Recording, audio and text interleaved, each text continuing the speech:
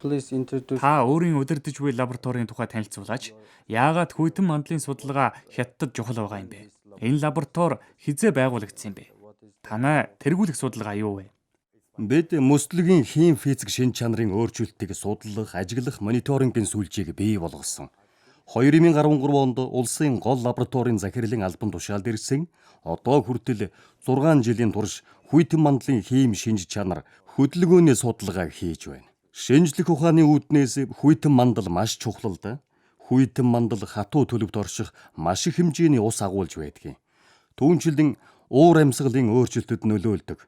Хэрвээ дулаарвал мөслөг цэвдэг хайлна. Үүнээс үүдээд хүйтэн мандлын хэмжээ буурна. Цасан бүрхөвч цэвдэг алдарвал уур амьсгалын өөрчлөлтөд шууд нөлөөлнө. Мөслөг бол уулархаг бүсэд ундны их үүсвэр. Хэрвээ хайлж үгүй болвол бидний ундны их үүсвэр үгүй болно. Хуурай уур амьсгалтай бүсэд өндөр уулын мөслөг болон цэвдэг нь усан хангамж юм л да. Тийм учраас энэ нь тогтвортой хөгжилд маш чухал ач холбогдолтой. Танай Монгол улсын алтай мөслөгч маш чухал ач холбогдолтой.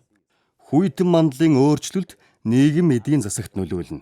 Хэрвээ мөслөг маш түргэн хайлвал байгалийн гамшиг, эрсдэлд үзэгдэл, хүчтэй шорон шуурга, үер зэрэг байгалийн үзэгдэл болно. Хэрвээ хүйтэн мандал байвал цан чаргаар гулгах гэх мэт жуулчлал хөгжүүлж болно. Энэ бүхэн хайлчвал бас л орон нутгийн эдийн засагт нөлөөлнө.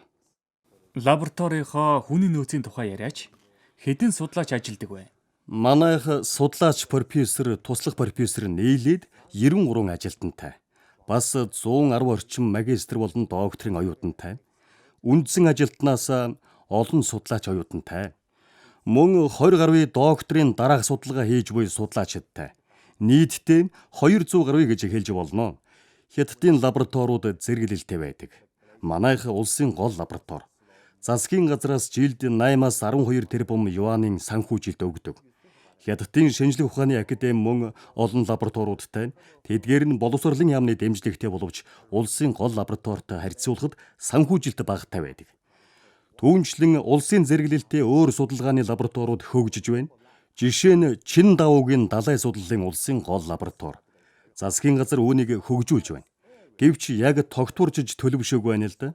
Манай лабораторийн систем аль хэдийн тогтворжсон баг багаар өргөжин тэлж байна.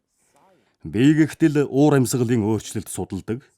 Та зөвхөн судалгаа хийдэг, судалгаа хийхийг хүсдэг бол танд судалгааны тэтгэлэг, төсөл олдно. Бидний авч байгаа судалгааны дэмжлэг бол Америк нэгдсэн улсаас хэд дахин их. Танд 100 төслийн санал байлаа гэхэд 20%-аас илүү нь дэмжлэг олж чадна. Америк нэгдсэн улсад бол 10-аас бага байхаа. Ялангуяа уур амьсгалын өөрчлөлтийн судалгаанд санхүүжилт өгөх нь элбэг. Энэ бол судалгааны талбараас хамаарат маш их ялгаатай. Яагаад гэвэл Хятадын зарим судалгаа аль хэдийн дэлхийн хэмжээнд хүрчихсэн. Зарим нь дэлхийн түвшинд хүрэхэд ойрхон байна. Энэ бол нөлөөлөл эцсийн үр дүн. Сайн судлаачийг хэрхэн тодорхойлох вэ? Сайн судлаач гэж хэн бэ? Бодлоо хуваалцахгүй юу? Одоогоор суурь шинжлэх ухааны судлаач, суурь шинжлэх ухаан гэдэг нь нотлогоо баталгаат үр дүнг нийтлэх. Бидний чадамж, бидний үнэлэмж нь судалгааны үр дүнгээ олон улсын сэтгүүлд хэвлүүлснээр баталгаажна. Ийм бол үнэхээр сайн судлаач. Олон улсын сэтгүүл гэдэг нь таны үр дүнг олон улсын төвшөнд зөвшөөрч байна гэсэн үг. Хэдий олон чанартай өгүүлэлтэй байна, төдий ч нэ сайн судлаач байна гэж ойлгож болно.